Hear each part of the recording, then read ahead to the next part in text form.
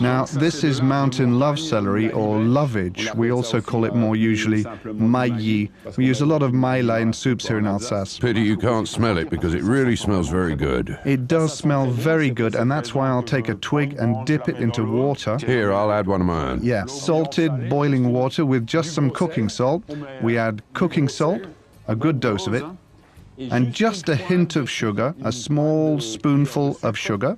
If we ever have rather bitter asparaguses, it lessens the bitter taste of the asparagus. And what do you do with this?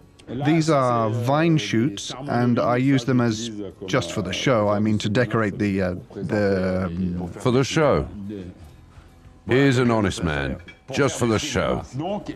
So then we choose our asparaguses. I prefer the thin ones. So here we have... So do I. We have the purple ones. Here we have asparaguses in blossom, and here with green tips. And I've bunched up some purple ones like this. Fine. I've bunched them up, peeled them, bunched them up, and I'll immerse them in the water and let them simmer for 5 full minutes. In fact, I'll only be using the tips to make a velouté with them, so with what's best in them. Well, we can add some more on the plate. Now, I'm keeping an eye on their cooking. I'll jab them with the tip of a knife. They have to remain a little firm, though properly cooked. So now I lay my asparaguses rather as just any way we like. And now I'll use my vine shoots, on which I'll lay my various herbs, which we picked up together.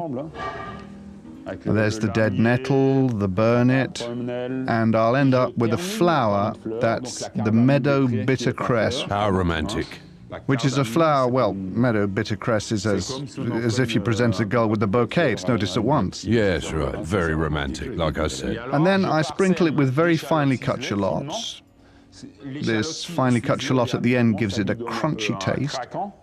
And at the same time, some vineyard chives. There. Chives are a good idea. Chives are rather magical, so I'll be adding some chives. And now I'll get my French dressing ready. I'll start with some of the asparagus cooking water. Yes. Some wine vinegar.